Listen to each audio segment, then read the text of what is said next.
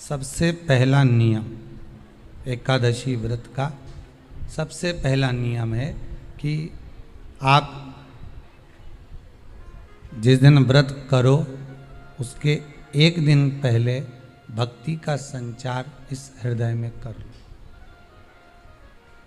भक्ति का संचार इस हृदय में कर लीजिए। जिस दिन आप व्रत करो, जैसे एकादशी का व्रत कर रहे हो तो दशमी के दिन शाम का समय जब आवे, रात्रि जब होने लगे, शाम का समय आवे और रात्रि का आप जब भोजन ग्रहण करो तो उस भोजन में कोई ऐसा पदार्थ ग्रहण मत करिए जिस पदार्थ के कारण आपकी एकादशी बिगड़ जाए।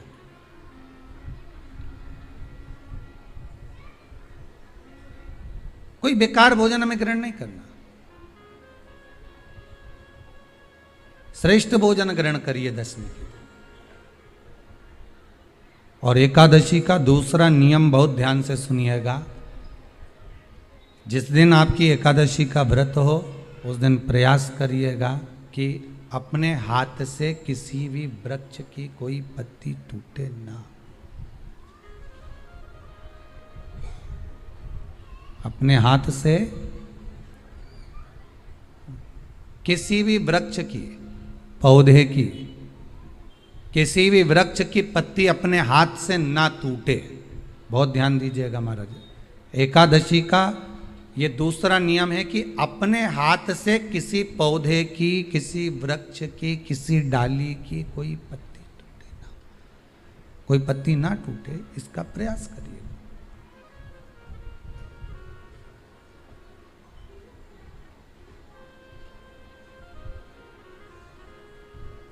कितना सुंदर व्याख्यान कहा है, कितना सुंदर वर्णन है महाराज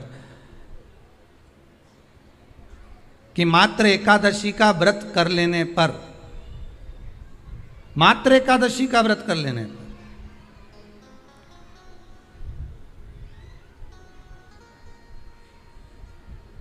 जो पूर्व में किया गया हमारा पाप कर्म है, हमने किसी जीव की हत्या करी है, हमने किसी को कष्ट प्रदान करा है, हमने किसी को अपशब्द कहा है, हमने किसी को ताने दिए, हमने किसी को आड़ा टेढ़ा कहा है, हमने किसी को गालियां दे दी है, मात्र एकादशी का व्रत ही कर लेने पर ये सारे जो दोष हैं वो समाप्त हो जाते हैं।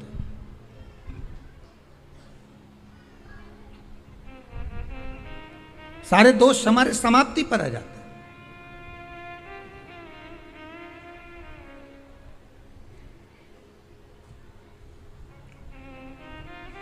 अब एक विचार करिएगा थोड़ा सा अपने मन में, अपने चित्त में, अपनी वृत्ति में एक बात उतारिएगा। एक अपने मन में एक बात को उतार कर रखिएगा कि आप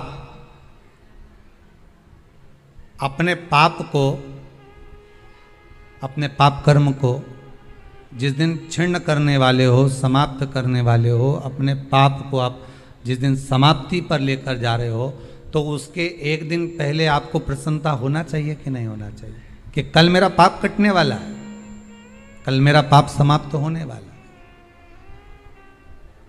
जो मैंने पाप कर्म करा है वो समाप्त होगा, जो मैंने पाप कर्म करा है वो कल समाप्त हो जाएगा। तो एक दिन पहले आपके चेहरे पर प्रसन्नता हो कि ना हो।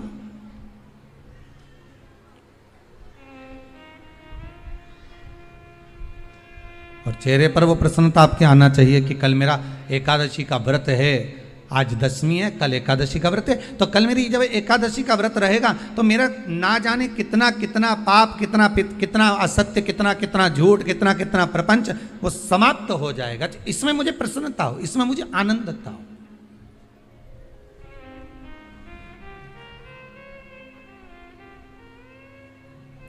तो क्या कहा गया कि प्रयास करिएगा कि एकादशी के दिन कोई वृक्ष की, कोई डाली की, कोई कोपल की कोई पत्ती ना तोड़ी जाए।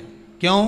तो कहा अगर उस पत्ती को हम तोड़ देते हैं, वृक्ष की पत्ती को या क्यारे में लगी हुई कोई डाली की पत्ती को हम तोड़ देते हैं तो एकादशी का पुण्य फल प्राप्त नहीं होता, एकादशी का कोई फल हमारे खाते में नहीं जाता, पुण्य फल प्राप्त। अब फिर भले तुम चाहे तुमने मोरदन खाया हो, चाहे तुमने फिर चिप्स खाई हो, चाहे तुमने फिर व्रत का कितना ही सामान खा गए हो और तुमने सोचा कि आज मेरी एकादशी है, तो फिर उसका कोई फल प्राप्त नहीं है, उसका कोई सुख प्राप्त नहीं है आपको, फिर उसका कोई आनंद प्राप्त नहीं है आपको, फिर उसमें कोई आनंद की अनुभूति आपको नहीं मिल रही है। जी अन्न लेने गए, सीता जी लक्ष्मण जी स्नान करने के लिए गए और सीता जी और लक्ष्मण जी दोनों, आज सीता मैया जब स्नान करने गई, स्नान करते समय उसी समय दशरथ जी आ गए, जानकी मुझे पिंड दे दो। सीता जी ने वहीं पर खड़े हुए ब्राह्मण देवता से पूछा, ब्राह्मण देव मुझे अपने ससुर को पिंड देना है, क्या करूं? तब ब्राह्मण ने कहा एक काम करिए, आप बालू रेत का पिंड बना लो और दान दे दो। बालू रेत का पिंड बनाया, एक पिंड गया नदी को दिया, दूसरा पिंड ब्राह्मण को दिया, तीसरा पिंड गाय को दिया और चौथा पिंड दशरथ जी को दिया। दशरथ जी पिंड लेकर गए और दशरथ जी महाराज जब पिंड लेकर पहुंचे, थोड़ी देर बाद राम जी आ गए। राम जी ने आकर कहा, ले ये पिंड लो, चावल लो, सीता जी पका लो। सीता जी कहती है मैंने पिंडदान कर दिया। पिंडदान कर दिया? हाँ, ना मानो तो पूछ लो ब्राह्मण देवता से। ब्राह्मण से पूछा, क्यों ब्राह्मण देवता, क्या सीता जी ने पिंडदान करा?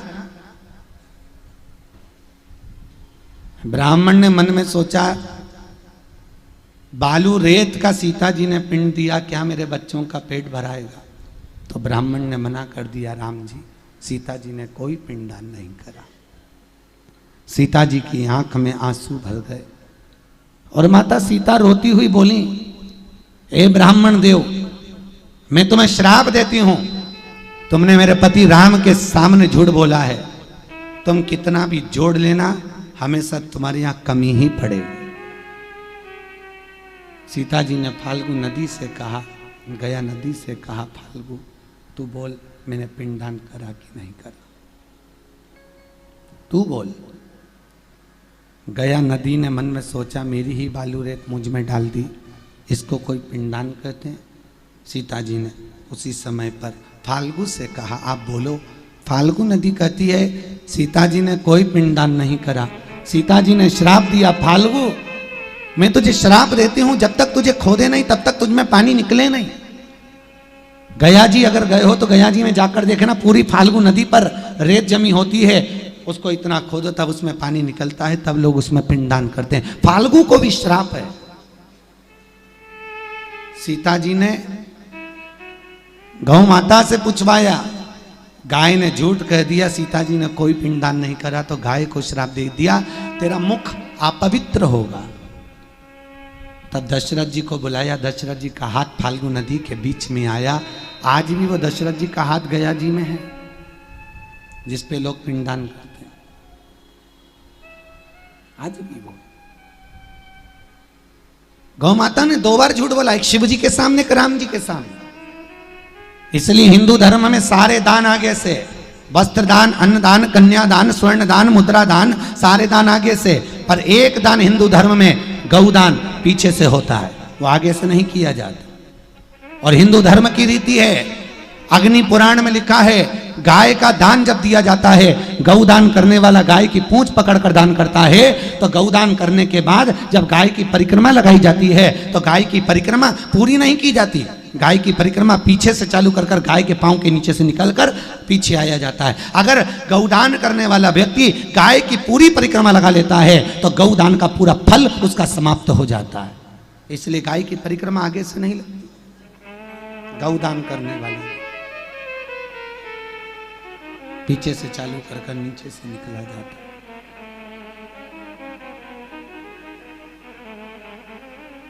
तेरा मुख अपवित्र है, तूने झूठ बोला।